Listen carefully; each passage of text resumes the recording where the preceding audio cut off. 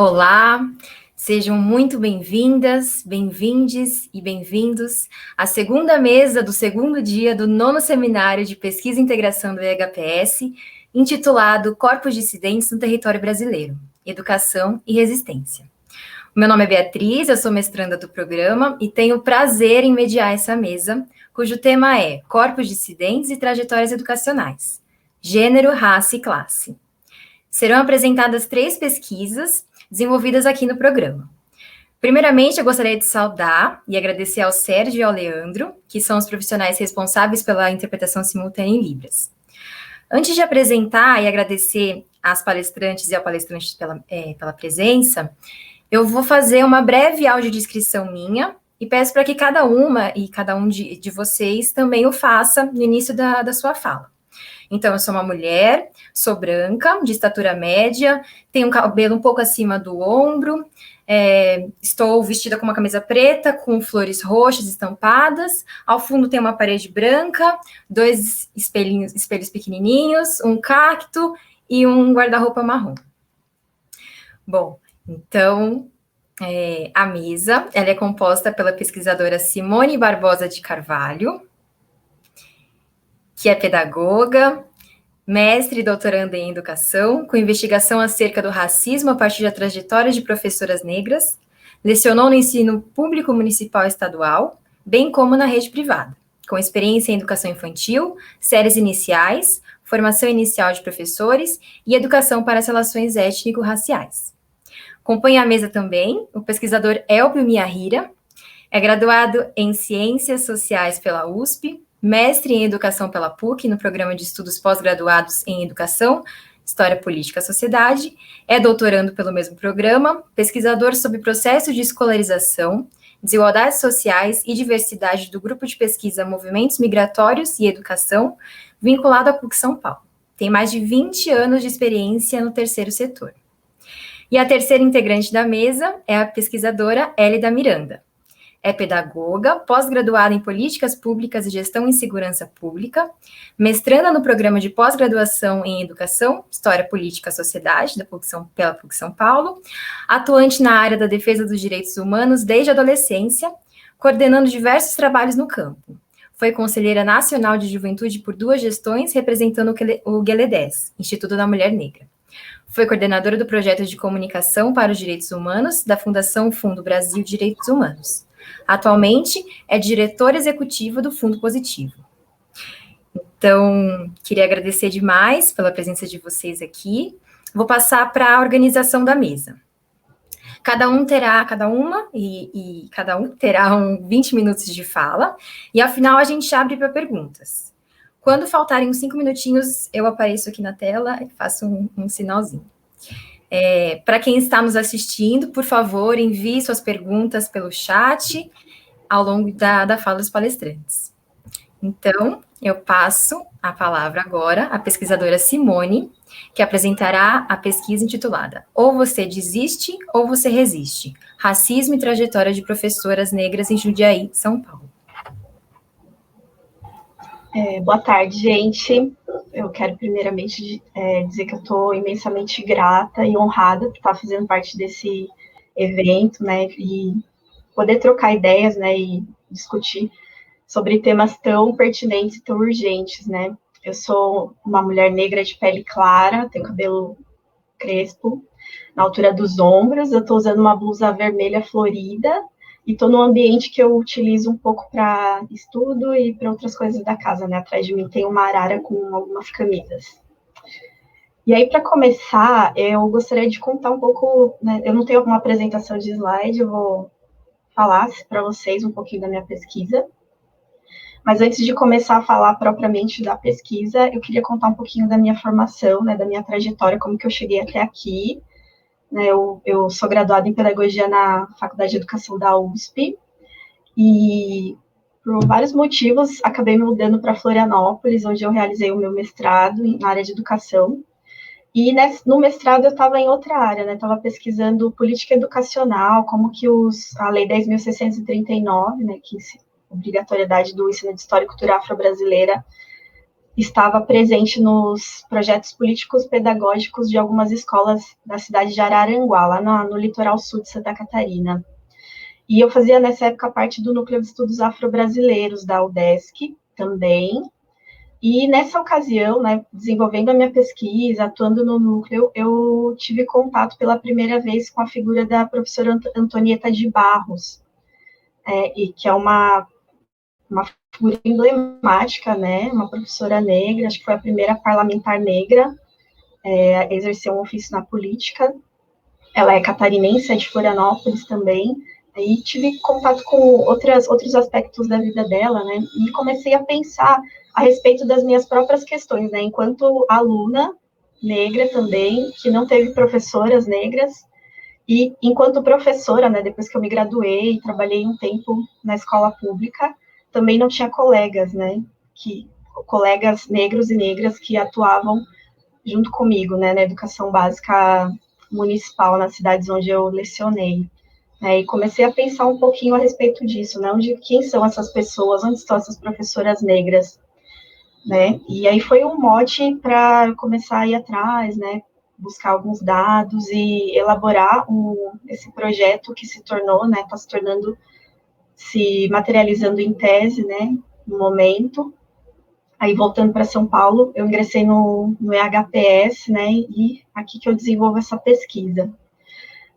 Como eu disse para vocês, é uma pesquisa em andamento, né, então eu vou falar de alguns aspectos dela, né, eu ainda não tenho resultados, né, porque eu não a finalizei, né, então vou trazer alguns aspectos que eu tenho discutido nesse momento no desenvolvimento da escrita. Daí, para organizar um pouquinho, eu primeiramente me fiz duas perguntas para situar essa pesquisa, né? A primeira delas é por que Jundiaí? Né? Por que situar essa pesquisa na cidade de Jundiaí? Aí eu tenho três motivos para responder essa pergunta, né? O primeiro deles é que Jundiaí está situado na cidade de Jundiaí, o clube recreativo negro mais antigo do estado de São Paulo e o quarto mais antigo do Brasil. E ele continua em atividade, né? Esse é um dado bastante interessante, que é o Clube Beneficente Cultural e Recreativo Jundiaense 28 de Setembro, que foi fundado logo após a abolição, ele é datado de 1895. Esse é um dado super emblemático, porque é pouco divulgado a existência na própria cidade, né, a existência desse clube, qual é a função dele, quanto tempo ele tem de existência. Né? Então, isso pareceu um dado muito importante para escolher Jundiaí. O segundo é o apagamento, né, dessa presença negra na cidade. Né? Jundiaí, nos seus documentos oficiais, é uma cidade, uma prefeitura que elaborou muitos materiais, né, de divulgação da sua história, né, de elementos documentais da cidade, patrimônio, e sempre apresentada como uma cidade de colonização europeia, sobretudo italiana. Né? Então, o apagamento desses registros de memória, não só africana, né, indígena também, parece um dado interessante, né, para escolher essa cidade. Aí tem até um dado importante que eu quero trazer aqui para vocês, que é do Censo Demográfico de 1872, já próximo da abolição da escravidão. E aí, lá no censo, diz que Jundiaí contava com uma população total de 7.805 almas, sendo 1.852 delas submetidas à escravidão. Então, a gente tinha aí praticamente um terço da população ainda escravizada em 1872. Isso dificilmente aparece nos registros.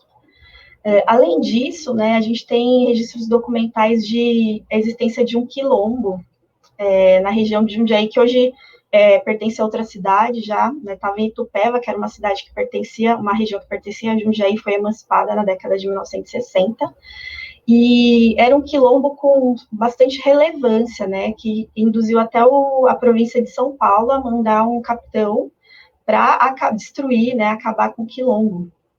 E aí na documentação fala que o Thomas, o par do capitão do mato, da cidade de São Paulo, deveria receber 4.000 réis por ter vindo ao quilombo, né, na paragem de Itupeva, e trazido a cabeça de um dos negros aquilombados. É um registro que está presente num livro de um historiador jundiaiense chamado Mário Mazui, é o livro Jundiaí através de documentos. E é um dado também pouco explorado, né, na historiografia local.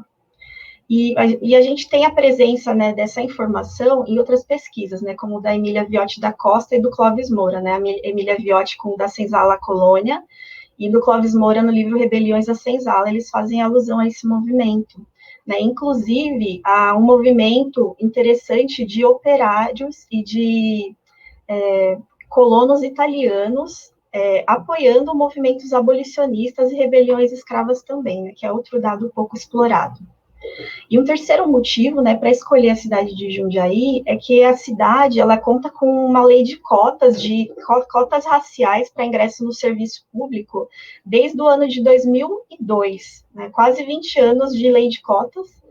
E aí houve um levantamento realizado em 2016 dizendo que mesmo com a lei de cotas, o percentual de funcionários negros lá naquele ano, em 2016, era apenas de 6%. Então, efetivamente, pouca diferença, né, no quadro racial dos funcionários. E aí, com dados que eu consegui com a própria prefeitura, né, em 2018, a prefeitura informou que o número de professores negros, né, classificados como pretos e pardos, era de 19%. Aí, partindo para outra questão que eu elaborei para situar um pouco a pesquisa, né, eu me perguntei, por que estudar mulheres negras, né? A gente está aqui nesse evento falando sobre corpos dissidentes, né, que são vítimas de violências variadas, né, são alvos de políticas de morte e de extermínio, e a gente também percebe que a violência ela é simbólica, né, ela está expressa no não lugar, né, no não pertencimento a esse ambiente, né, que é o escolar, também não presente nos documentos. A gente percebe também que existe uma narrativa de ausências, né, a respeito dessas pessoas, principalmente de mulheres negras, mas seja por falta de documentação e registro, né, muita coisa acabou se perdendo, é de difícil acesso, ou seja pela falta de engajamento, né, de pesquisadores em investigar determinadas temáticas, ou até mesmo incluir um recorte de gênero e raça, né, dentro das suas áreas de pesquisa. O IPEA, em 2013, o Instituto de Pesquisa Econômica e Aplicada, desenvolveu 2 estudos bem interessantes. Um deles é intitulado Retratos da Desigualdade de Raça e Gênero, e o outro é a respeito do emprego doméstico no Brasil. Né? E esses estudos, eles tratavam da colocação das pessoas no mercado de trabalho, escolaridade, salário, entre outras questões. E esses estudos trouxeram a seguinte conclusão, que as mulheres negras estão em desvantagem em todos os indicadores em relação às mulheres brancas e os homens brancos. Né? Então, por exemplo, enquanto 65% de mulheres brancas ocupadas, trabalhando com 16 anos ou mais, possuíam pelo menos 9 anos de estudo, né, ou seja, tinham completado o ensino fundamental, quando a gente parte para o recorte racial e olha para as mulheres negras, esse número cai para 48% somente. Né? Isso significa, então, que em 2009, mais de 50% das mulheres negras não tinham completado o ensino fundamental. Voltando para o olhar para o emprego doméstico, né, a gente tem o seguinte dado, né, que dentro dessa atividade, em 2011, as mulheres brancas eram 39%, e as mulheres negras que exerciam serviço doméstico eram 61%, quase o dobro. Isso demonstra para a gente, né, que o contingente elevado de mulheres negras no trabalho doméstico é provavelmente uma consequência da histórica associação entre esse tipo de atividade laboral e a escravidão, que era uma função majoritariamente delegada às mulheres negras, né? Então, parece haver um direcionamento naturalizado, né, das mulheres negras para o exercício do trabalho doméstico. Né? Então, por isso, parece interessante pensar nessas mulheres que conseguiram sair, né, seguir um caminho diferente desse naturalizado para as mulheres negras de forma geral. Agora eu queria falar um pouquinho para vocês sobre 3 aspectos gerais, né, temas que eu tenho tratado na pesquisa, trazendo alguns dados, né. O primeiro deles é a respeito do tema negros e escravidão. Negros e educação, perdão. É recente a introdução desse recorte também de raça dentro das pesquisas de educação, de história da educação, de alfabetização de pessoas também. Aí a gente pode calcar como um marco a publicação de um artigo de um grupo de estudantes negros lá da UFSCar, que estavam envolvidos na graduação, mas também eram ativistas do movimento negro, e estavam buscando, né, trazer esse olhar, né, do recorte racial para dentro das pesquisas da área da educação. E aí eles publicaram na revista da Fundação Carlos Chagas, em 1979, um artigo intitulado A Criança Negra e a Educação. Aí a gente teve outros autores, né, que passaram também a fazer essa reflexão com recortes de gênero e raça, a partir de 1980 e 90, a gente pode falar da Fúvia Rosenberg, do Alceu Ferrari e do Luiz Barcelos, né, como tendo trabalhos bastante relevantes. E também, né, a gente tem outras pesquisas, né, que demonstram que, apesar de todos os entraves, a população negra sempre esteve na escola, mesmo no período da escravidão. Eu destaco aqui os trabalhos da Súria Pombo de Barros. Ela escreveu a dissertação dela, defendeu pela USP, e o título é o seguinte: Os Negrinhos que por aí andam, a escolarização da população negra em São Paulo, 1870 a 1920, e o Marcos Vinícius Fonseca, que pesquisou a seguinte tese com o título de Pretos, Pardos, Crioulos e Cabras, nas escolas mineiras do século XIX. Né? A Súria, ela buscou pensar um pouquinho como foi essa presença e essa escolarização da população negra na cidade de São Paulo, e trouxe alguns dados interessantes, né, a respeito de como essas crianças eram observadas pelos educadores, por exemplo. E o Marcos Vinícius, ele concluiu, né, com os estudos dele, que as escolas mineiras, em algumas regiões do estado, eram racialmente diversas, né, então comprovando que as crianças, elas acessavam a escola, né. Sobre a Súria, ela desenvolveu um artigo ano passado, junto com a Amália Rocha Bezerra, que foi um estudo encomendado para a Amped de 2019, estendendo um pouco esse olhar, né, e falando sobre trajetórias de professoras e professores da Baixada Fluminense e da Paraíba. Ela classifica esses professores como não brancos, né, não necessariamente como negros, mas como não brancos e como periféricos. Né, e ela busca algumas pontos de convergência, né, para pensar como foram essas trajetórias, né. Ela diz o seguinte aqui, que a despeito das especificidades regionais, temporais e individuais, né, percebe-se que esses professores negros que tiveram um certo destaque, né, nas suas épocas, e a gente está falando aqui da segunda metade do século XIX, início do século XX, eles atuavam em diversas esferas, né? Eles participavam de irmandades, partidos políticos, associações, grupos abolicionistas. Eles tinham diversos níveis e tipos de educação, né? Nem todos tinham feito o período normal, né? O que seria o magistério de hoje. Então, eram professores com formação em primeiras letras, alguns outros com ensino secundário, e tinha gente ainda com ensino superior. Eles também tinham bastante experiência em várias práticas de escrita, né? Textos literários, teóricos, manifestos, livros, imprensa, né? Se a gente for pensar na própria Antonieta de Barros, que eu havia citado no começo, ela era jornalista também, ela tem um livro de crônicas bastante difundido, que ela adotava um pseudônimo para escrever, escrevia textos políticos também de contestação em jornais, ela foi proprietária, diretora de um jornal na época, né, então tinha experiência em vários tipos de escrita. E também eles tratavam de questões de raça e de classe e de gênero, né, nesses escritos que eles traziam. Então, é uma pesquisa que mostra que esses professores, defende a ideia de que esses professores negros estavam na escola, mesmo que em menor número, né. Eu destaco ainda as iniciativas de alfabetização do movimento negro, né. A gente percebe ao longo dos documentos, né, que o poder público realmente não se importava com a educação da população negra, né. Números do censo mostram que a população negra esteve sempre em disparidade, né, com mais índices de analfabetismo e coisas do tipo, né. Então, o movimento negro, por sua vez, buscou estratégias educacionais, né, para sanar esse problema do poder público. Então, a gente pode destacar aqui as próprias Irmandades Negras, né, que datam lá desde o século XVIII, na época em que a gente ainda tinha escravidão vigente, clubes recreativos negros, né, que vieram no pós-abolição, como eu citei, o 28 de setembro, que teve na década de 1930 uma escola de alfabetização de jovens e adultos na cidade de Jundiaí. A gente tem também a Frente Negra Brasileira, que foi o único partido negro que a gente já teve aqui no Brasil, funcionou de 1931 até 36, e eles também tinham uma escola de educação de jovens e adultos e também uma escola de primeiras letras para as crianças. O Teatro Experimental do Negro, que funcionou de 1944 e 1961, e fornecia também, né, uma estrutura para alfabetização de jovens e adultos, inclusive para os atores que compunham o Teatro Experimental do Negro.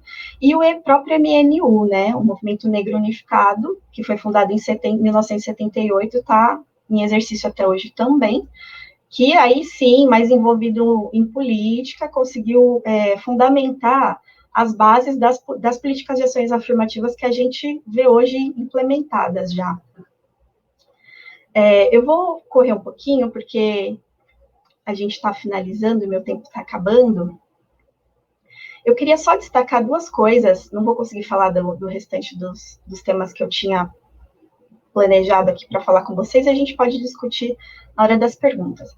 Mas eu queria dizer que as pesquisas a respeito da educação de negros em Jundiaí, elas existem, mas ainda são bem poucas, né? Eu quero destacar aqui dois trabalhos, especificamente, né? Um é da Maria Ângela Salvadori, que é uma professora da Faculdade de Educação da USP, e ela começou uma pesquisa agora a partir de 2013, a respeito especificamente do Clube 28 de Setembro, né, ações que o clube teve, e é bastante interessante, assim, porque o clube, ele tinha uma vasta documentação, o prédio sofreu um incêndio, perdeu uma parte dos documentos, mas ele ainda conta, por exemplo, com todos os livros, quase todos os livros ata ainda do clube, estão lá no arquivo público da cidade, né, inclusive o de fundação do clube, lá de 1895. Aí ela se desdobrou sobre essa pesquisa, né? Ela cita que era uma pesquisa preliminar em 2013, e aí eu não encontrei continuidade dessa pesquisa, né? Não sei o que aconteceu, se ela continua pesquisando ou não. E aí, um segundo trabalho que eu gostaria de destacar, bastante interessante e importante, né, para pensar a educação dos negros em Jundiaí, é do Alexandre Augusto de Oliveira e da Marcela Pergolisi, né? Eles estão envolvidos de alguma forma, além de serem mestres, né, na área de história, eles estão envolvidos também com a educação patrimonial, trabalham no arquivo público lá da cidade, e eles desenvolvem um trabalho sobre as potencialidades, né, da educação patrimonial a partir do acervo, né, que é extremamente rico mesmo.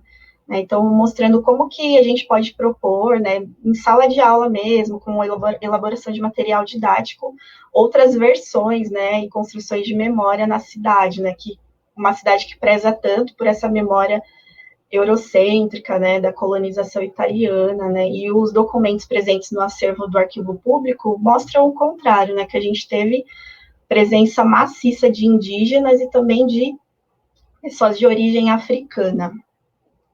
E aí, para finalizar, né, fazendo um salto aqui no que eu tinha planejado, e falando especificamente das entrevistas, né, eu estou na fase de análise de dados, né, análise de entrevistas, já estão todas realizadas, né, e transcritas, e aí eu tenho alguns dados, assim, para falar para vocês a respeito dessas professoras, com as quais eu tive contato, né, são 6 professoras, todas autodeclaradas negras, e aí nem entrei em detalhes sobre pretos e pardos, né, porque acho que isso é uma discussão para outro momento, são todas negras, elas têm idade entre 52 e 70 anos, a maioria delas, o mínimo de tempo de magistério que elas têm é 15 anos, né, na prefeitura, não no magistério total.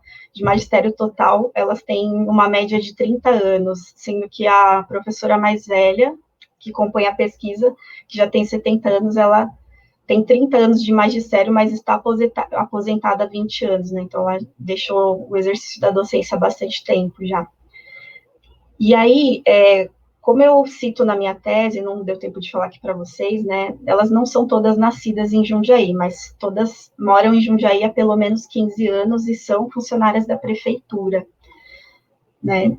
E aí eu queria falar um pouquinho também a respeito da origem, né, da profissão dos familiares, né, do pai e da mãe dessas componentes dessa pesquisa, porque ao longo do meu trabalho eu noto que é um dado importante, é um dado interessante também para a gente pensar.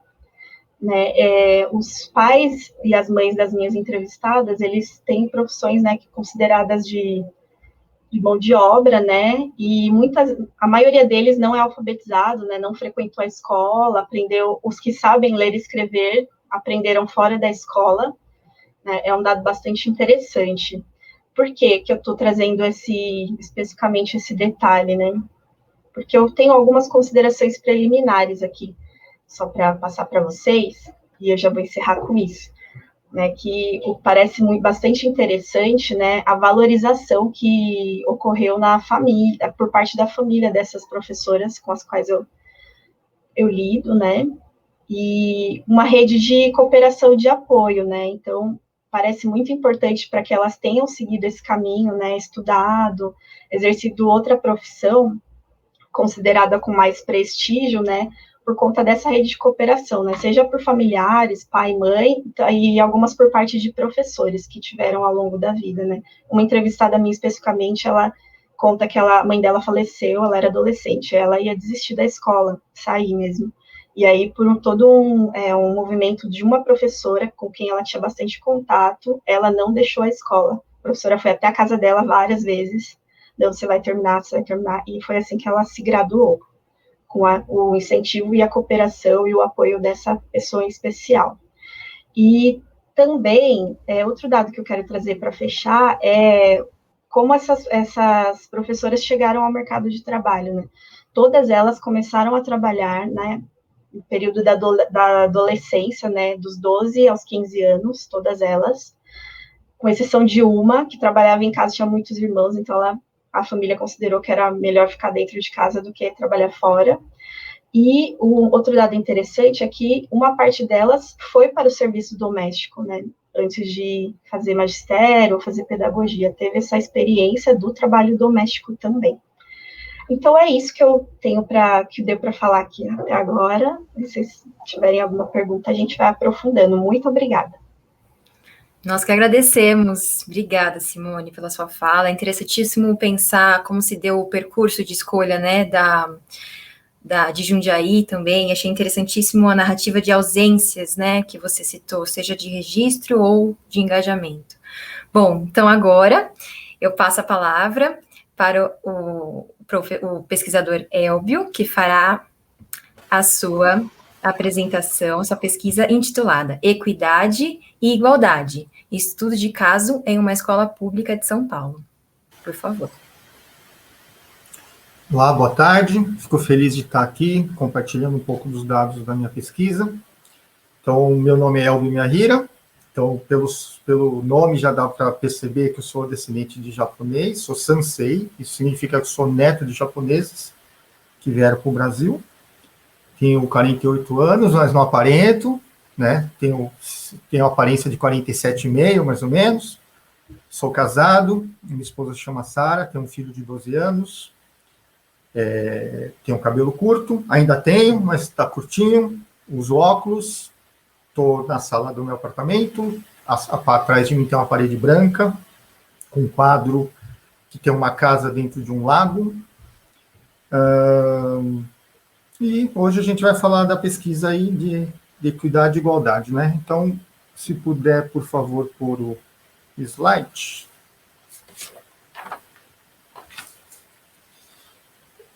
Então, na verdade, segundo os dados da ONU, tem aumentado muito o número de imigrantes no mundo, né? De imigrantes, de pessoas que saíram do seu local de origem. Então, havia em 2013 230 milhões de pessoas nessa situação, né? E esse número nunca foi tão grande. Segundo a própria ONU, de 2000 a 2009, esse número aumentou cerca de 4,6 milhões por ano, né? Quase que dobrou com relação à década anterior. Segundo um pesquisador chamado Matheus, Natália Riba Matheus, ela diz que, na verdade, atualmente, não só o número aumentou, mas os motivos também aumentaram. Então, hoje há muito mais motivos para esses deslocamentos. Então, ela aponta como motivos a educação, negócios, aposentadoria, ócio ou mobilidade como estilo de vida, sem contar os outros motivos que nós já sabemos, como guerras, fomes, problemas econômicos, políticos que alguns países enfrentam, né? Então, a gente pode... eu tenho que ir avisando, né, para ir passando o slide. Então, pode passar mais um, que esse já foi. No Brasil também houve um crescimento expressivo, né? Não chegou a ser como os dados da ONU apontam, de dobrar, mas tivemos um aumento de 86,71% também nessa mesma década, e a gente pode ver que de 2005 a 2010, a região sudeste concentrava 43% desses imigrantes no Brasil, dos imigrantes documentados, né? Então, a gente tinha 62 mil imigrantes na região sudeste, né? E a segunda região com maior número seria a região sul, com 33% e 47 mil imigrantes. Então, de todo o Brasil, a região sudeste é onde se concentra maior número. Então, primeiro vem sudeste, depois região sul, em terceiro, região centro-oeste, em quarta, região nordeste e em quinta, região norte do país. Então, podemos passar. E o estado de São Paulo, dentro do Brasil, é o estado que mais concentra. Então, de 2000 a 2010, o estado de São Paulo recebeu 81 mil imigrantes, né? É aproximadamente um terço de todos os imigrantes desse período. Para vocês terem uma ideia, em segundo lugar ficou o estado do Paraná, que recebeu 39 mil, ou seja, o estado de São Paulo recebeu mais que o dobro do que o segundo colocado, né? E esses dados, como eu falei, são dados dos estrangeiros documentados, e, na verdade, há uma diversidade muito grande de dados, dependendo do órgão que você pega, e aqui nos dados que eu vou começar a apresentar a partir de agora, são dados utilizados pela Secretaria da Educação, que tem uma característica interessante, por ser um dado que não considera a questão do documentado ou não documentado, porque qualquer aluno aqui no Brasil, mesmo sem documentação, pode ser inscrito na escola. Por outro lado, dificuldade que não leva em consideração filhos brasileiros já nascidos no Brasil com pais estrangeiros. Segundo esses dados, eles são brasileiros e não há nenhuma identificação nesse sentido. Então, na verdade, o número real de pessoas, de famílias estrangeiras é muito maior do que os dados que serão apresentados. Tá bom? Então, vamos para o próximo slide, por favor. Então, segundo esses dados, a gente vê que em 2020, a gente tinha um total de 25 mil alunos estrangeiros nas redes estadual, federal, municipal e privada, dentro do estado de São Paulo, né? Se a gente vê desses 25 mil, a maioria, metade, 51%, são de países da América do Sul, né? Então, a grande maioria vem da própria América do Sul. Então, se a gente passar para o próximo slide, a gente vai ver que, dentre os países, a Bolívia é o país que mais tem alunos imigrantes aqui, né? Provenientes da Bolívia. Se a gente somar os alunos da Bolívia e da Venezuela, vai dar 36% do total. Se a gente vê da América Central, na verdade, praticamente haitianos. 90% são haitianos desses alunos apontados lá. Então, por enquanto, o que a gente percebe? A gente percebe que, dentre o país, a região sudeste é a região que mais concentra os imigrantes. Dos estados, São Paulo é o que mais concentra.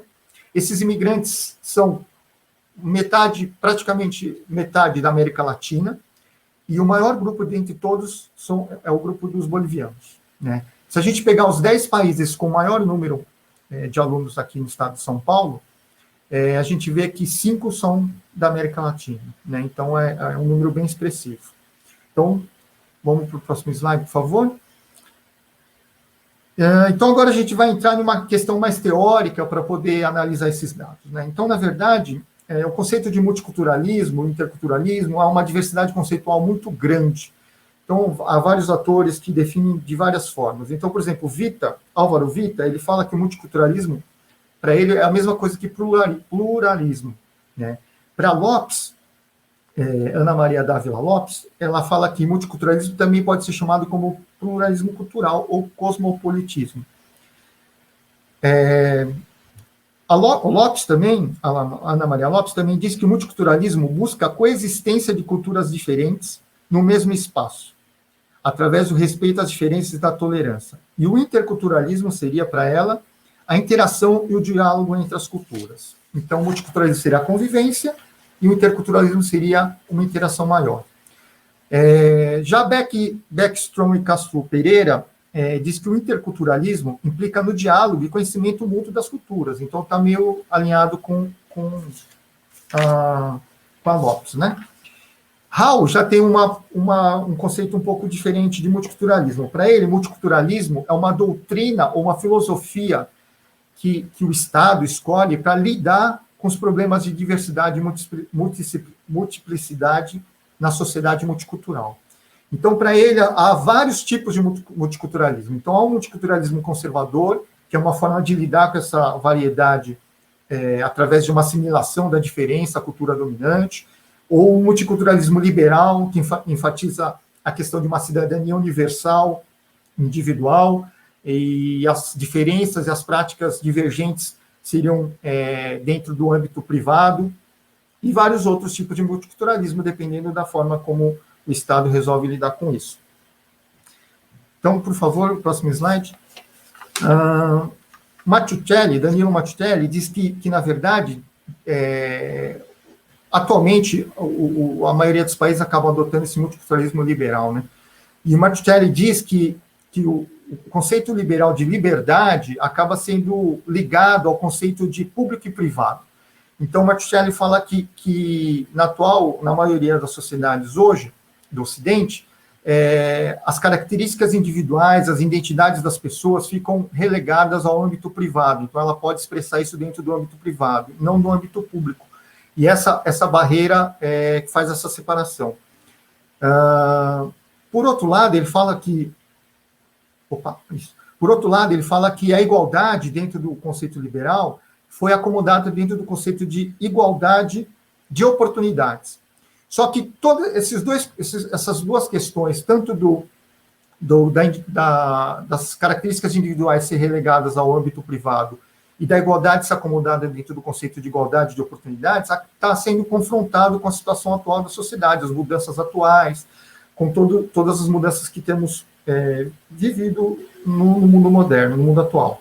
E há um enfraquecimento dessa barreira entre o público e o privado, e também a gritante desigualdade no mundo tem feito com que as pessoas questionem esse conceito de igualdade de oportunidades que o liberalismo prega, né? Então, a gente pode passar para o próximo. E aí a gente pode ver como é que a escola lida com essa diversidade, com essa multiculturalidade. Tomás Tadeu da Silva fala que tem 4 formas da escola lidar com isso. Então, ele fala que a primeira forma seria uma forma que ele denomina de liberal, né? Que seria uma forma da escola tentar criar bons sentimentos com relação à diversidade cultural e que levaria com que a escola tivesse contato com as mais variadas culturas dentro da escola, contidas dentro da escola, só que é uma forma de lidar que não questiona as estruturas de poder, as relações que se estabelecem através dessas diferenças, né? Então, ele fala que essa forma, às vezes, em vez de ajudar, pode até criar um outro problema, que é uma dicotomia entre um dominante tolerante e um dominado tolerado, ou uma visão de que o dominado ou a pessoa diferente é alguém exótico, alguém, né, que é aceito, mas é tolerado, mas é muito exótico. Ele fala que a segunda forma que a escola poderia lidar com isso, ele chama de terapêutica, que a escola aceita a diversidade, mas atribui essa rejeição que as pessoas têm pela diversidade para questões psicológicas. Então, o tratamento, eu disse, seria uma conscientização individual das pessoas para que ela aceitasse melhor essa questão.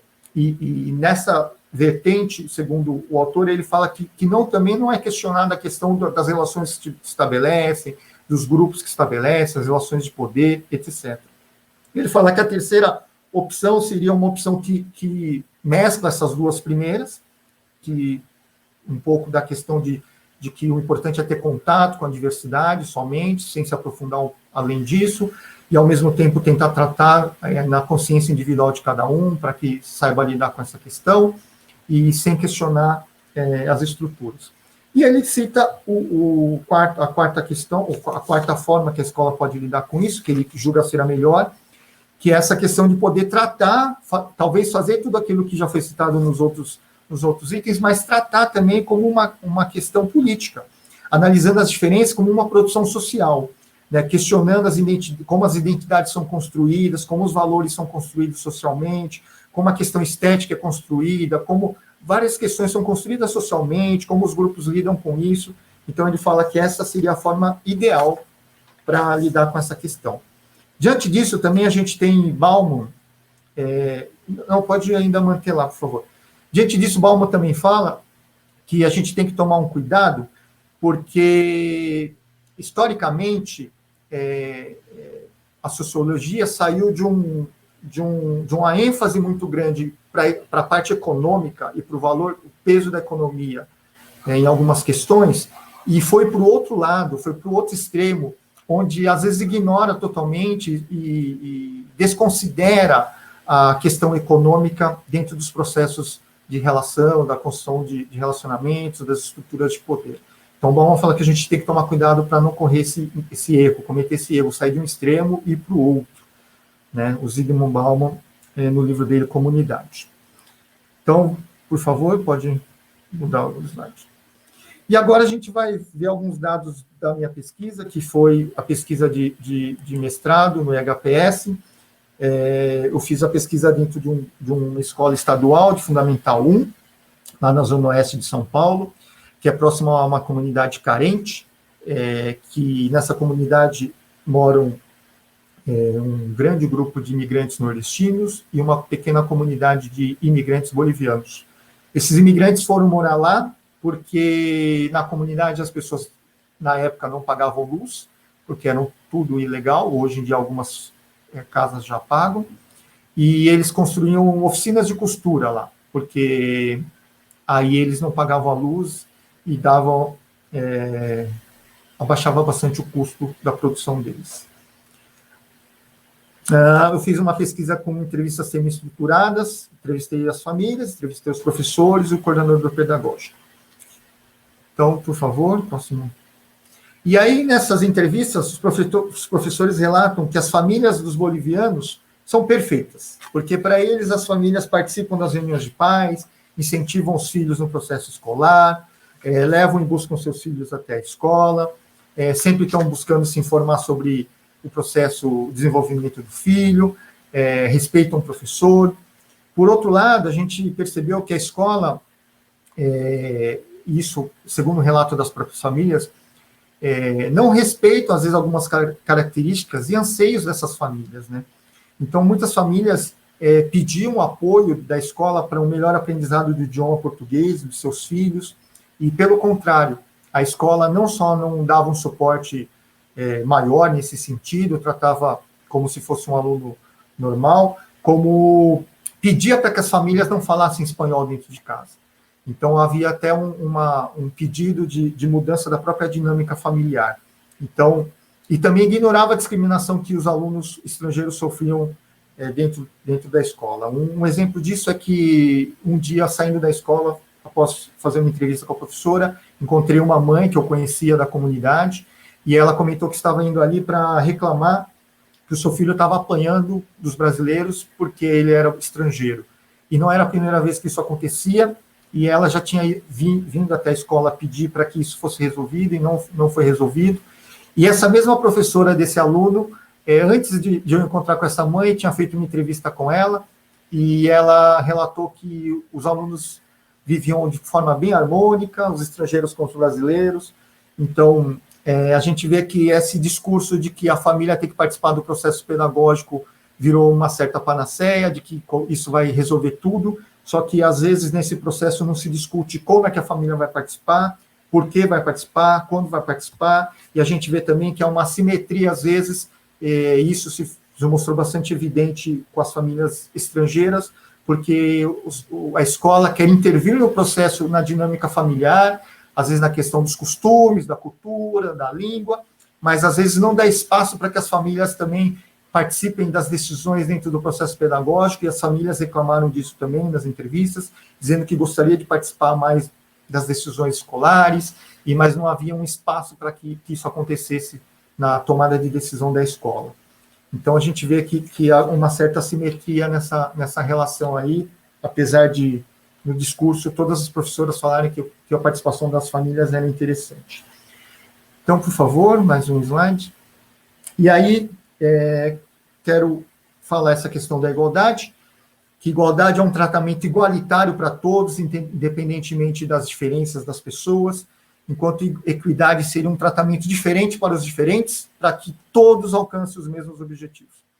Na escola pesquisada, em algumas outras escolas, de algumas outras pesquisadoras, inclusive do programa HPS, que é uma pesquisadora da Liz Pondeteiro, que também aponta isso, diz que os professores das escolas pesquisadas, não de todas as escolas, mas dessas escolas pesquisadas por mim e por ela também, se orgulham e dizem com orgulho de que tratam todos com igualdade, né? E isso significa que não há um processo, um programa pedagógico diferenciado para os estrangeiros, levando em consideração algumas características, são todos iguais, né? Mas a gente acredita que a escola deve ter um tratamento não com igualdade, mas com equidade, porque senão há um apagamento da cultura do imigrante, né? Porque senão o aluno vai ter que se adaptar à nova cultura e esquecer a sua própria cultura. E as famílias também vão ter que deixar de cultivar algumas coisas que são muito importantes para ela, como o idioma, como passar esse idioma para o seu filho. Então, acho que é importante um tratamento diferente por parte dessas escolas, um tratamento com equidade. O próprio Sayad diz que, na verdade, às vezes pode acontecer o que ele chama de dupla ausência. Que o imigrante ele tem que largar a sua história do passado, largar seus traços culturais, ao mesmo tempo que ele ainda não faz parte do ambiente novo. Então, ele fica ausente, ele não é nem daqui nem de lá. Então, é uma coisa que, às vezes, a gente acaba causando, dependendo da forma como a gente lida com esses alunos estrangeiros. E eles ficam... o Sayad diz que todo aluno é imigrante, mas, ao mesmo tempo, é imigrante também, carrega toda uma história do passado e da sua cultura. Então, a gente tem que levar tudo isso em consideração. E os professores declararam essa questão, que tratam todos pedagogicamente iguais, e que o tratamento é igualitário, só que o tratamento igualitário mantém todas as estruturas discriminatórias existentes, somente reproduz essas segregações, esses preconceitos. O próprio Bourdieu e o Passeron dizem que toda ação pedagógica, através de um trabalho pedagógico, é uma violência simbólica, pois impõe um arbitrário cultural através de um poder arbitrário, e a escola, às vezes, produz essa violência na medida que somente reproduz, sem nenhum questionamento, esse arbitrário cultural pré-estabelecido. E com essa violência simbólica, a escola dissimula as relações de força que estão na base dessas relações hierarquizadas. Então, só para encerrar, queria dizer que seria muito interessante se a gente tivesse um projeto pedagógico e levasse essa questão da equidade em consideração, porque poderia considerar que esses alunos não dominam o português, que esses alunos são alfabetizados, não em português, mas às vezes são alfabetizados já, e às vezes são considerados como pessoas que não são alfabetizadas em alguns momentos, e que talvez esses tratamentos trariam uma riqueza muito grande para toda a turma, não somente para os estrangeiros.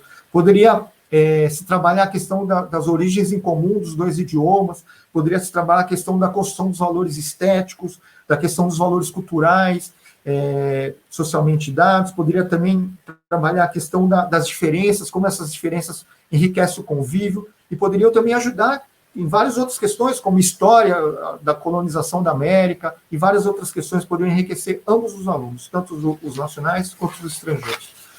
Então é isso, meu tempo acabou, muito obrigado.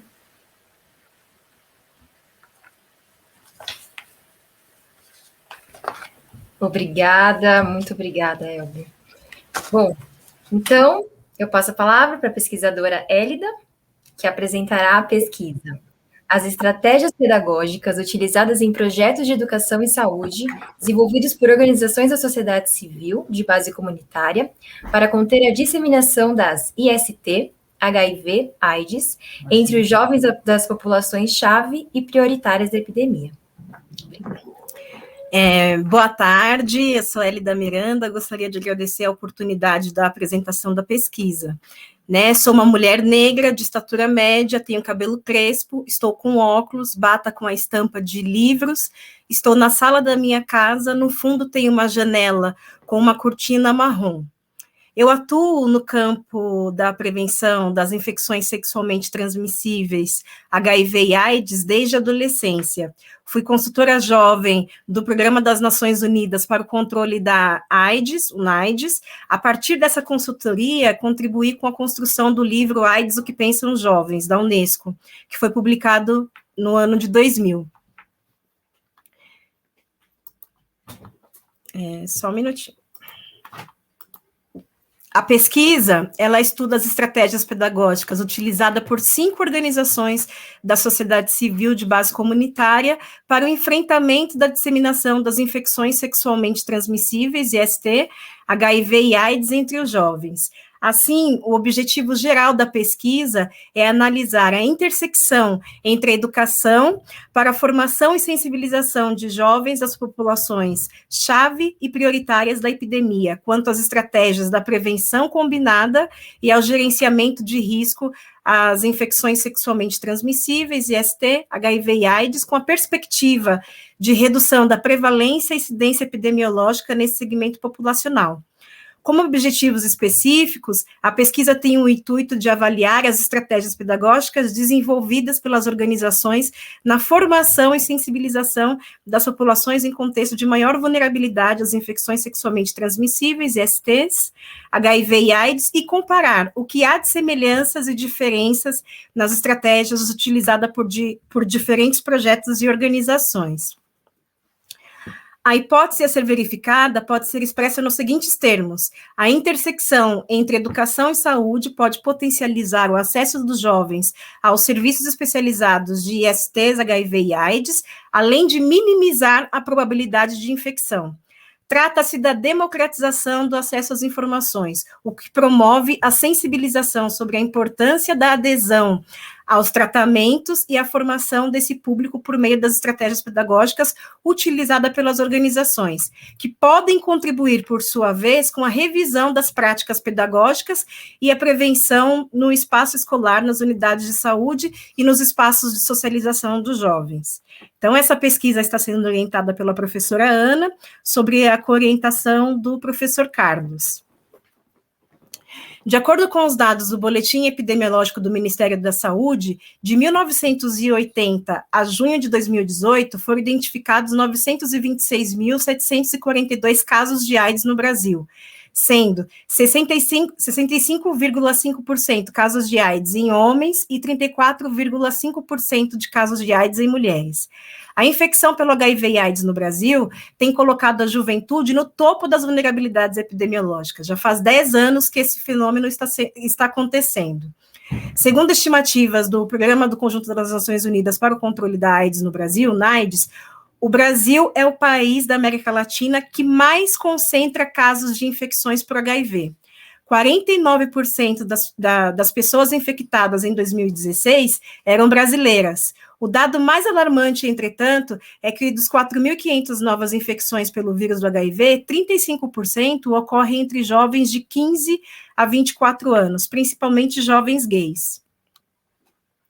O boletim epidemiológico aponta ainda os óbitos notificados no ano de 2017 por raça e cor: 60,3% entre negros, 46,6% entre pardos e 14,1% entre pretos, 39,2% entre brancos e 0,2% entre amarelos e indígenas. Esse dado é do Boletim Epidemiológico de 2018.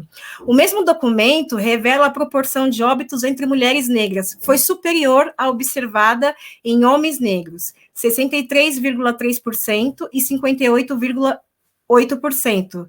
Ou seja, a população negra é a mais afetada pela epidemia de HIV e AIDS do que a população não negra, evidenciando as condições desiguais no acesso aos serviços de saúde, acolhimento, aconselhamento, testagem, consultas e adesão aos tratamentos.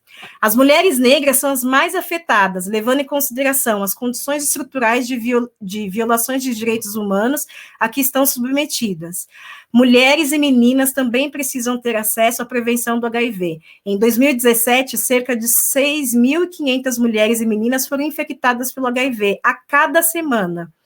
O acesso limitado à educação, a falta de autonomia econômica e a falta de poder de tomada de decisão, inclusive sobre a sua própria saúde, as expõem à violência doméstica, limitam a sua capacidade de praticar sexo seguro e limitam a sua capacidade de se beneficiar de serviços de HIV e de saúde reprodutiva, tornando-as mais vulneráveis às infecções pelo HIV. Mulheres e meninas devem ter o conhecimento e o poder para se protegerem contra o HIV em ambientes seguros e favoráveis, e devem ser capazes de acessar serviços que atendam às suas necessidades. A população-chave prioritária da epidemia de HIV e AIDS é um conceito epidemiológico desenvolvido pelo Ministério da Saúde para conceituar as populações em contexto de maior vulnerabilidade. A população-chave diz respeito aos gays e homens que fazem sexo com homens, HSH, pessoas trans, pessoas que usam álcool e outras drogas, pessoas privadas de liberdade e trabalhadoras e trabalhadores sexuais. A população prioritária diz respeito à população jovem, população negra, população indígena e a população em situação de rua. A prevenção do HIV é uma estratégia de prevenção que faz o uso combinado de intervenções biomédicas, comportamentais e estruturais, né? As intervenções biomédicas são as estratégias voltadas à redução do risco de exposição ou à transmissibilidade mediante o uso de antirretrovirais ou de outras tecnologias biomédicas. As intervenções comportamentais são as estratégias que contribuem para o aumento da informação e conhecimento e para a percepção ou avaliação do risco, a exposição do HIV, colaborando efetivamente para a redução desse risco mediante incentivos a mudanças comportamentais individual ou comunitária. Já as intervenções estruturais são as estratégias voltadas a enfrentar fatores e condições socioculturais que influenciam diretamente a vulnerabilidade de indivíduos ou grupos sociais específicos, que sofrem preconceito, estigma, discriminação, violência ou qualquer outra forma de alienação dos direitos e garantias fundamentais à dignidade humana. A expressão máxima da soberania reside em grande medida no poder e na capacidade de ditar quem pode viver e quem deve morrer, pois matar ou deixar viver constitui os limites da soberania e seus atributos fundamentais, né? Essa é uma passagem do Achille Mbembe, que trata a necropolítica, né? Assim, a morte ou aniquilação do outro não se limita ao corpo, mas na impossibilidade de viver uma vida com dignidade, com garantia de direitos, com políticas públicas. Portanto, é nisso que reside a precarização da vida na sua expressão estrutural e normativa, para as condições de vida, trabalho, emprego, renda e saúde. A necropolítica também pode ser relacionada ao não reconhecimento dos sujeitos LGBTQI+, como sujeitos de direitos. Isso se observa com a cis-heteronormatividade compulsória, que orienta a lógica e o valor moral, sexual, hegemônico nos espaços institucionais, empresariais, familiares e demais instituições na ordem pública, em perspectiva biopolítica com ênfase na invisibilidade ou na rotulação das identidades afetivas sexuais no binarismo do sexo e gênero, do nascimento até a morte de LGBTQI+, relegando a essas pessoas pelo ódio ou aversão, o lugar da desumanização, exclusão, violência, morte e a expressão da LGBTQI-fobia. O Brasil é o país que mais mata travestis e transexuais no mundo. Além do alto índice de mortalidade, esses grupos acumulam dentro da população LGBT lésbicas, gays, bissexuais, travestis e transgêneros, a menor expectativa de vida, os menores níveis de escolaridade e a maior taxa de evasão escolar. Pouco qualificadas e perseguidas pela rejeição social, as pessoas trans têm acesso representatividade no mercado de trabalho, e muitas delas precisam recorrer à prostituição como principal forma de garantir a subsistência. Num Estado democrático de direito que traz em si uma série de pressupostos básicos, tais como a liberdade e a igualdade, meios pelos quais buscamos garantir e defender a dignidade humana, fundamentado da nossa vida política e da ordem jurídica. É preciso reconhecer que nem todos os grupos podem exercer a sua cidadania com tanta facilidade. Outro conceito fundamental para estudos relacionados à epidemia de HIV e AIDS no Brasil são as novas tecnologias de prevenção, a PrEP e a PrEP. A PrEP, profilaxia pós-exposição, é o uso de medicamentos antirretrovirais por pessoas após terem tido um possível contato com o vírus do HIV, em situações como violência sexual, relação sexual desprotegida sem o uso da camisinha ou com o rompimento da camisinha, acidente ocupacional com instrumentos pérfuro-cortantes ou em contato direto com material biológico. Para funcionar, a PrEP deve ser iniciada logo após a exposição de risco em até 72 horas e deve ser tomada por 28 dias. A pessoa deve procurar imediatamente um serviço de saúde que realize o atendimento de PrEP, assim que julgar ter estado em uma situação de contato com HIV. É importante observar que a PrEP não serve como substituto à camisinha, né? Já a PrEP, profilaxia pré-exposição ao HIV, é o uso preventivo de medicamentos antes da exposição do vírus do HIV, reduzindo a probabilidade da pessoa se infectar com o vírus. A PrEP deve ser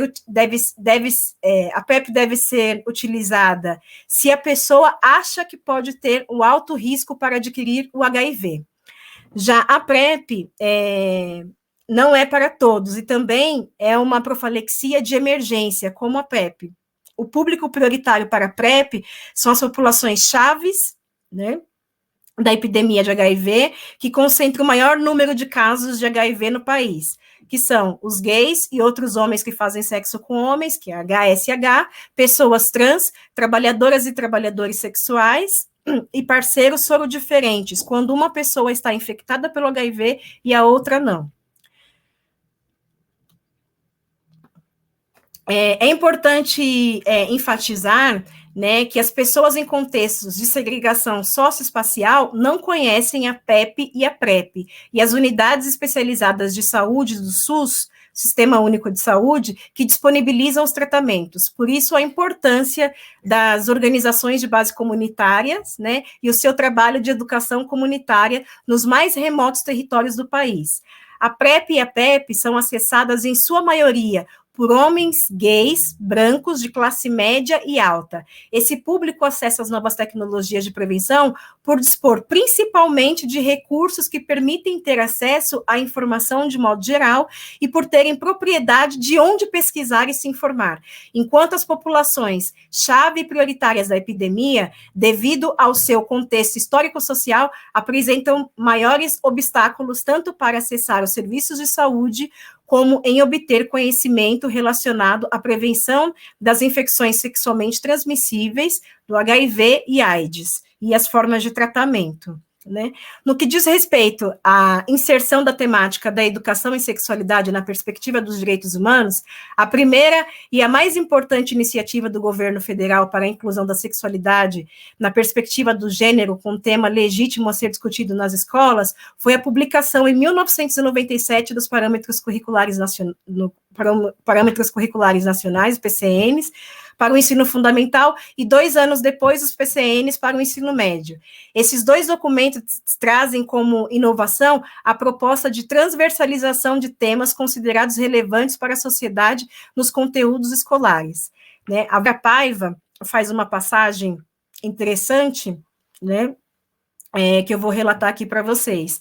Desde 2012, os retrocessos nas ações de prevenção acumulam-se. O cenário político caminhou na direção oposta. A fórmula de sucesso brasileiro. Cristãos ultraconservadores questionaram a educação sexual nas escolas e iniciativas legislativas acusaram abordagens bem-sucedidas de propagar a ideologia de gênero, uma mistura de discursos que não reconheceu a cidadania constitucional que garante liberdade religiosa e o Estado laico, ou ainda desconheceu que mais da metade das famílias estão fora do modelo tradicional desejado por esses políticos, lembrando os tempos da ditadura e Guerra Fria. Estimulou-se novamente a autocensura nas escolas e encolheu o acesso à educação preventiva baseada na literatura científica e validada pelas Nações Unidas. A sexualidade faz parte do desenvolvimento humano e da convivência social. A educação sexual está relacionada à promoção de direitos humanos. Aí a Unesco também faz uma passagem interessante que eu vou relatar aqui. A educação em sexualidade pode ser entendida como toda e qualquer experiência de socialização vivida pelo indivíduo ao longo do seu ciclo vital, que lhe permita posicionar-se na esfera social da sexualidade. A educação em sexualidade está presente em todos os espaços de socialização, família, escola, igreja, pares, mídia, mas ocorre de forma pulverizada, fragmentada e dissociada de um plano de sociedade inclusiva baseada nos direitos humanos. Portanto, torna-se relevante a atuação do sistema educacional na tarefa de reunir, organizar e sistematizar e ministrar essa dimensão da formação humana. Dentre os principais desafios postos para discutir os direitos e saúde sexual e reprodutiva no contexto escolar com jovens, estão os fundamentalistas religiosos e a defesa da proposta da escola sem partido, como a sua proposta de controle ideológico que tem sido um desafio para a convivência crítica e democrática no país, violando o direito constitucional sobre a vida sobre a vivência da sexualidade com informações sobre a prevenção e tratamento no campo da saúde. E aí a Vera Paiva faz uma outra passagem, né, interessante que eu vou relatar aqui para vocês.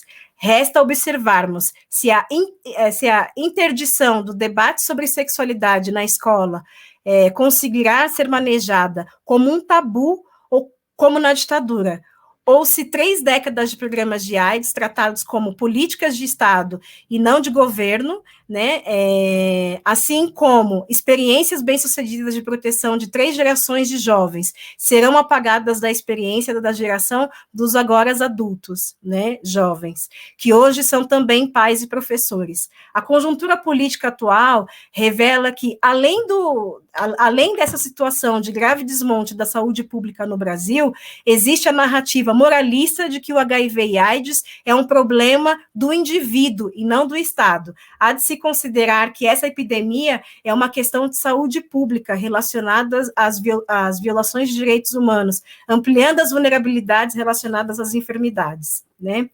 O Brasil tornou-se, no cenário internacional, referência no enfrentamento à epidemia de AIDS. O protagonismo brasileiro iniciou-se nos anos de 1980, durante os encontros da Organização Pan-Americana de Saúde.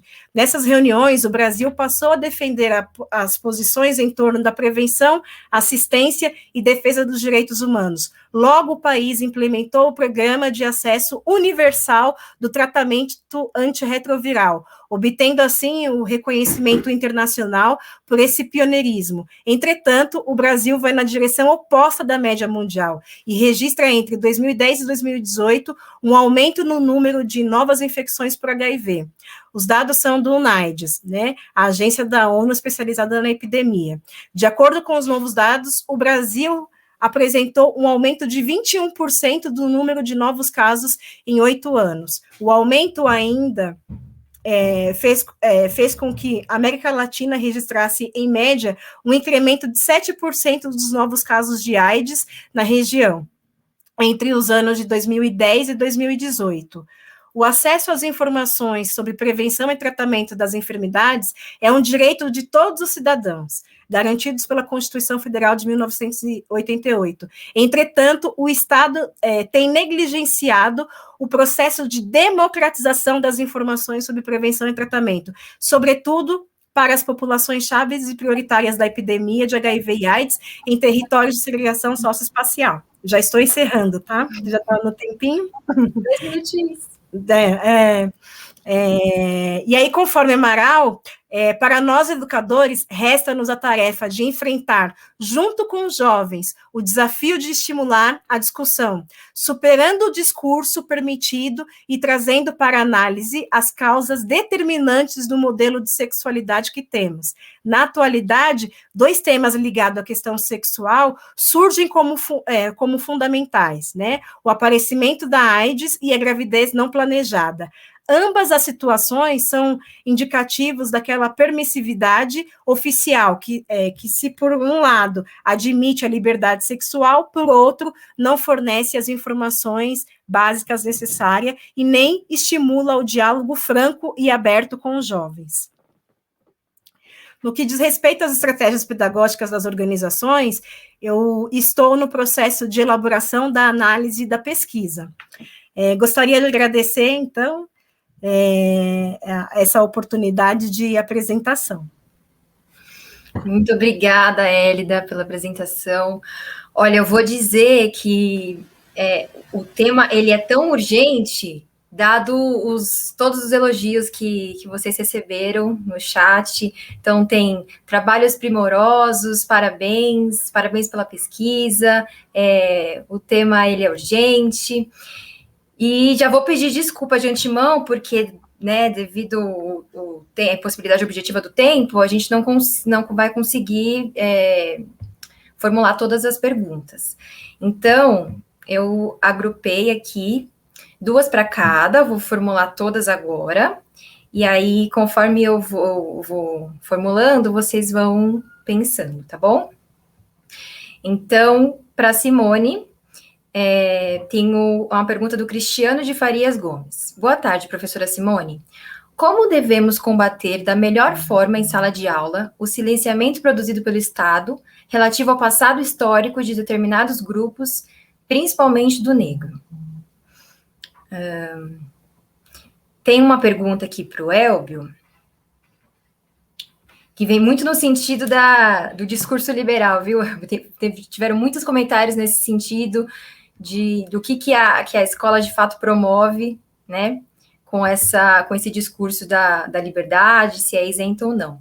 Mas tem uma que foi feita diretamente para o Elbio, mas eu gostaria de ouvir também a Simone e a Hélida, se elas puderem e quiserem responder. Da Lucas Dantas. Elbio, qual foi a sua motivação para realizar essa pesquisa? E como ela se relaciona com a sua história pessoal? Bom, a Pietra Laura perguntou, Elbio, você acha que por trás do discurso de igualdade das escolas há ali escondida uma inclinação de isenção? O Wanderson, espero que tenha pronunciado certo, falou também que ele remeteu o trecho da música, que é difícil falar sem cantar. O que eu vou fazer com essa tal liberdade? E a partir do contexto sociocultural, a situação torna-se complexa, pois o termo liberdade não tem uma conotação homogênea e tampouco libertadora, né?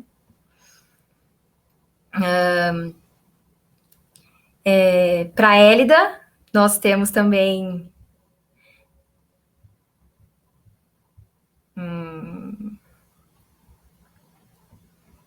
Bom, acho que é isso por enquanto. Vou esperar a Simone começar, e aí em seguida eu vou esperar as perguntas para a Hélida, e aí a gente vai pensando, tá bom?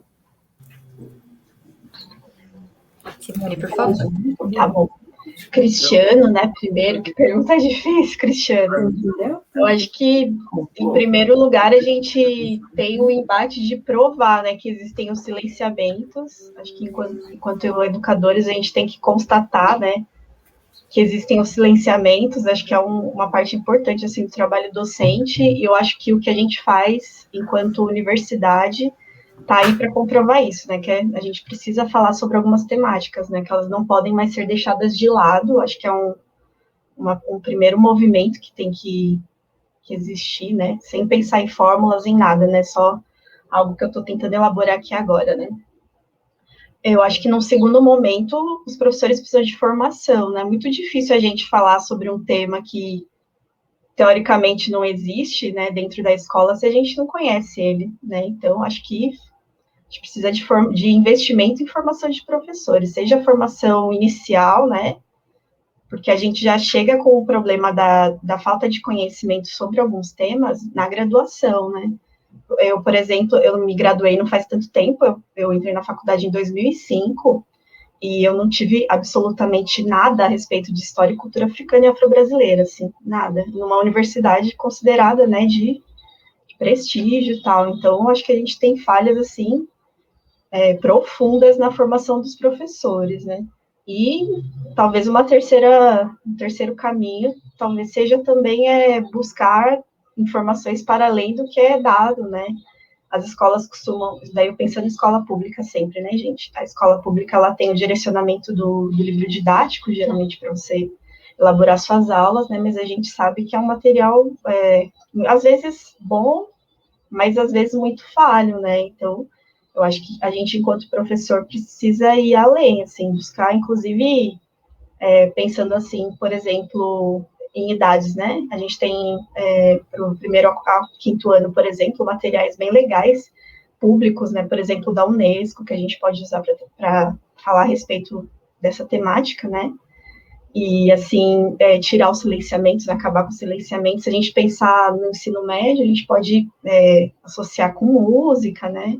A gente tem publicações bem interessantes, por exemplo, os livros do Marcelo de Salete, não sei se vocês conhecem, né? Que falam um pouquinho, trazem um pouquinho da narrativa de história africana e afro-brasileira numa linguagem bem jovial, né?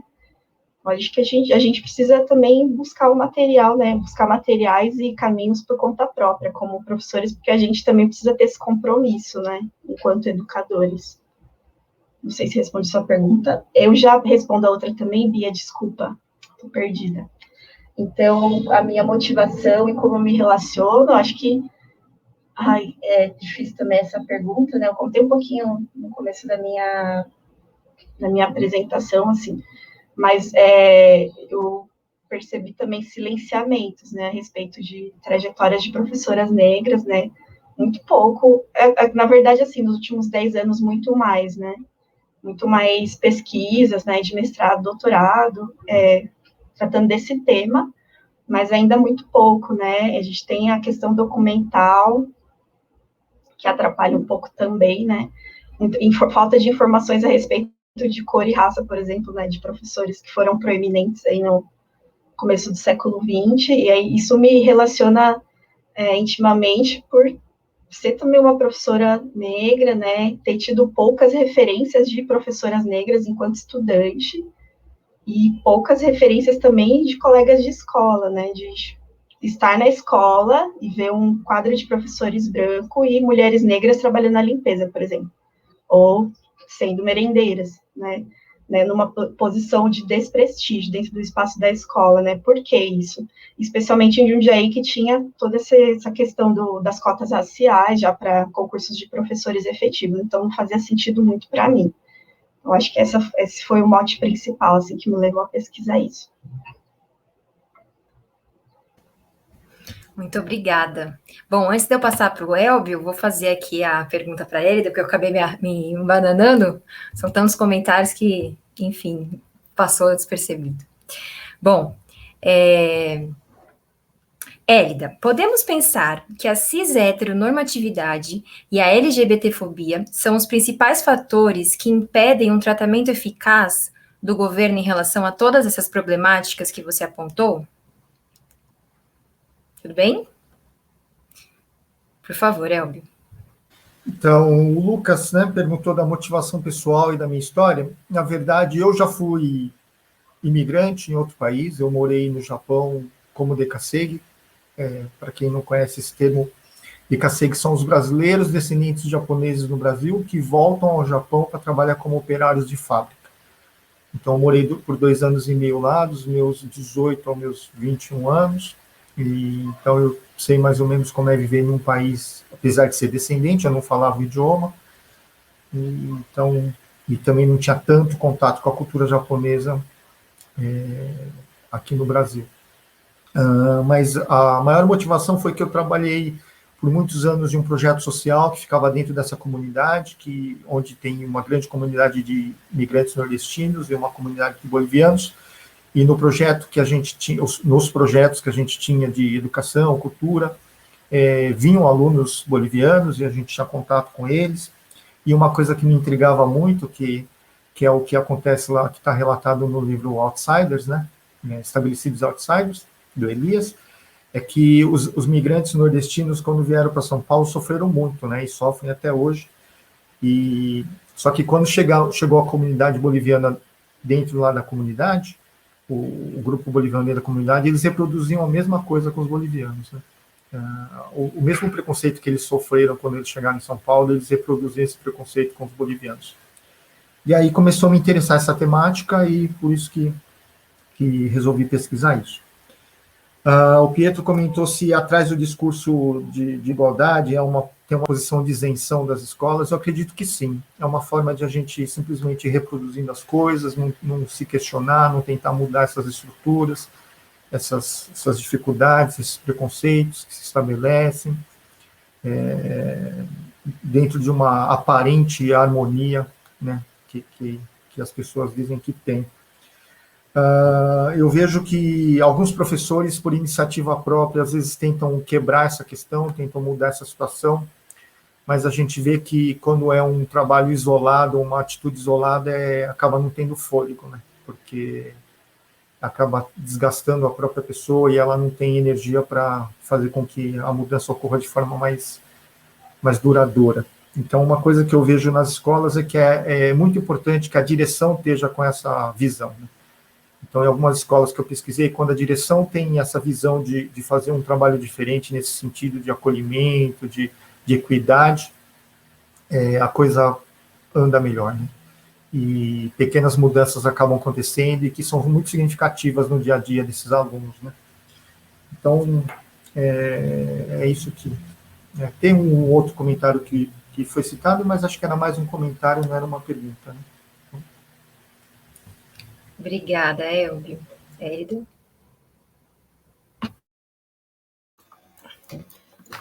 Pensei bastante aqui a respeito dessa pergunta, né, e dentro do contexto escolar, né, a LGBTfobia, ela está presente, né, e aí ela se soma com diversos fatores, né, que é o racismo, né, a orientação, né, a heteronormatização, né, então é necessário que a escola esteja aberta, né, para esse diálogo sobre sexualidade, inclusão, romper com esse processo da heteronormatização, da LGBTfobia, pensar no processo de inclusão social.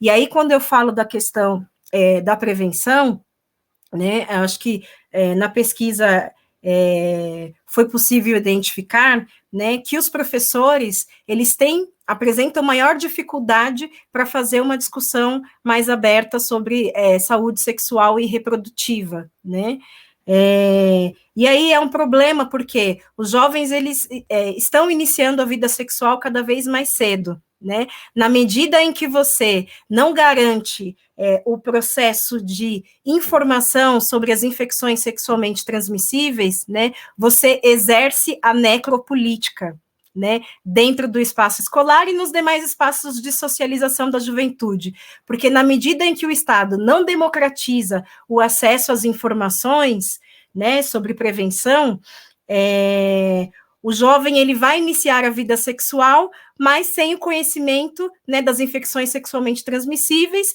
e das formas de prevenção, né? Então, o desafio posto, não só para os jovens LGBTQIs, né, mas para os jovens de modo geral. A população LGBTQI ela é mais afetada pela epidemia, né, exatamente porque as informações sobre prevenção, né, que o governo federal tem produzido, não dialoga com os jovens que estão nos territórios de segregação socioespacial, né, ou seja, eles são desprovidos de informações, né, então, na medida em que você não democratiza o acesso às informações e aos insumos de prevenção, né, você potencializa, né, que o jovem ele possa entrar em contato com as infecções sexualmente transmissíveis e com HIV e AIDS. Aí uma questão importante é que se a escola ela trabalha com esses princípios, né, de democratização do acesso às informações, né, de como é que o jovem coloca a camisinha, de como é que o jovem acessa a PEP, né, que é a profilaxia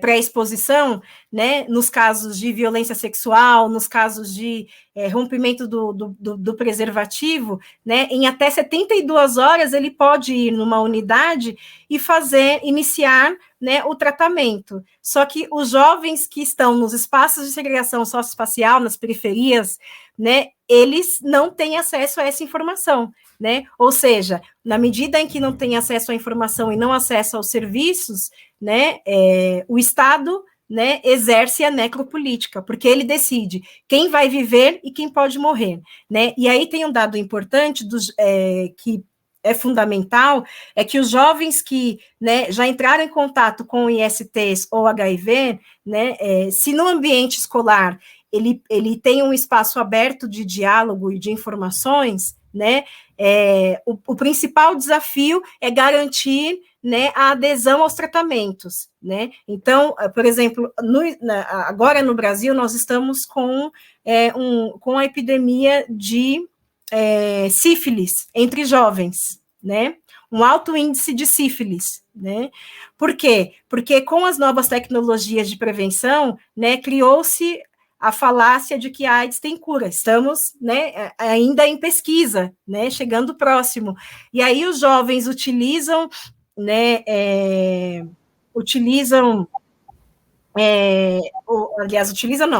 se relacionam sem camisinha, por exemplo, né, e aí vão entrar em contato com outras ISTs e com HIV, né, então acho que essa é uma questão importante.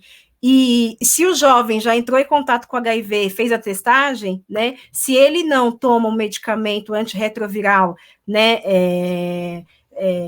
conforme a orientação médica, pode causar falência terapêutica, né, ou seja, né, o principal desafio, né, é a gente fazer com que os jovens, eles permaneçam com o processo de adesão aos tratamentos, né? Então, essa é uma questão muito importante e desafiadora para que não ocorra falência terapêutica. E isso ocorre entre os jovens LGBTQIs, né? E com as meninas jovens. E aí, quando a gente olha os dados epidemiológicos produzidos pelo Ministério da Saúde, nós iremos identificar que, né, a população negra, né, é mais exposta às infecções sexualmente transmissíveis e o HIV e AIDS. E o índice de mortalidade também ele é alto entre a população negra. Então, aí nós temos um cenário de necropolítica, né? Então, a educação ela tem um papel fundamental, tanto de formar os professores e de abrir a discussão sobre prevenção. Assim, quando o jovem iniciar a vida sexual, ele vai estar preparado, né? Vai ter conhecimento sobre as estratégias de prevenção combinada ao HIV e AIDS, né? E assim ele, né, tem a possibilidade de vivenciar a sua sexualidade de forma segura, né? Então, acho que esse é um desafio posto aí para a educação, para os educadores, fazer essa discussão dentro do espaço escolar. E aí, lembrando que o Estado é laico, né? A laicidade do Estado, porque o principal desafio são os fundamentalistas religiosos. Então, as escolas têm medo de fazer a discussão exatamente porque os fundamentalistas batem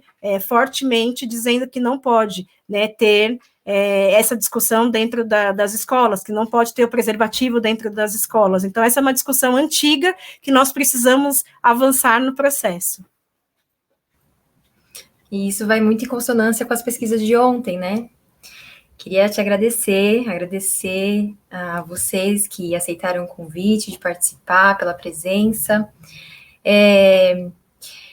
e dizer que esses temas, eles perpassam, né, é visível que essa mesa, ela demonstrou que esse tema, né, corpos dissidentes, ele perpassa várias esferas da vida, né, e não tem como compartimentalizar, e a tendência, a ideia, é a gente ver realmente, né, como é que essa interseccionalidade, ela acontece, e aí a pesquisa do Elbo vem justamente para trazer, olha, mas precisamos localizar, precisamos situar, né, porque trazer historicamente, a Simone também trouxe isso também, localizar e situar historicamente os sujeitos, porque as dissidências, elas vão acontecer de acordo com a dominação de cada época mesmo, né?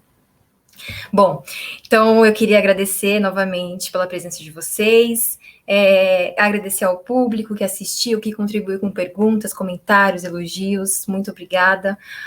Um agradecimento especial aos intérpretes de Libra, lembrando também que nós temos apoiado 2 campanhas para arrecadar fundos, uma delas é a Casa Chama, que é uma casa de acolhida para as pessoas trans, e outro é a vaquinha solidária para as famílias da Brasilândia, que estão em situação de vulnerabilidade.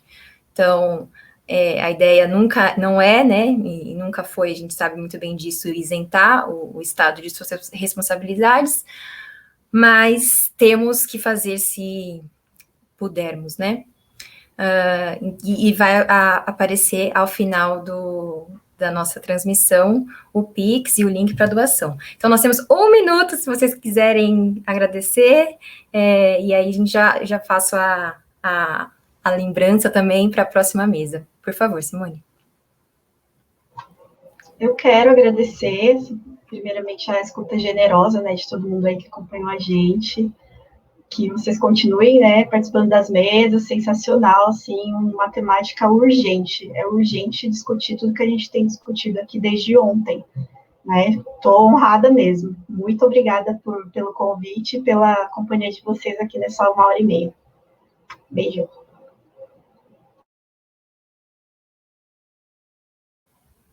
Elbio, quer se despedir?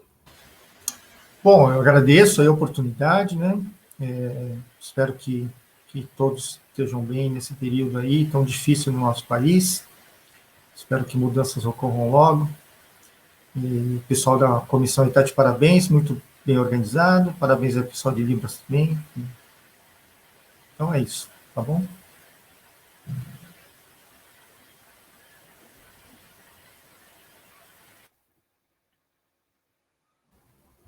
Pode falar, Élida.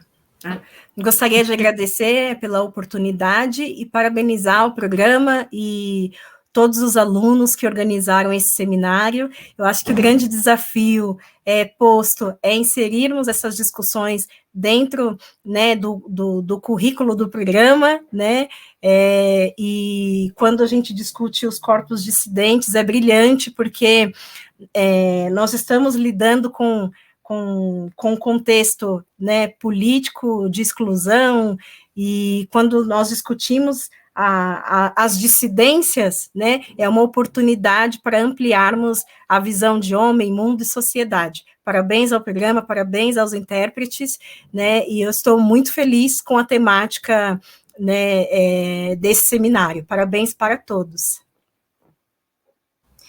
Então, agora a gente vai fazer um intervalinho. Voltamos às 4h com a mesa Educação, Deficiência e Anticapacitismo. Até mais.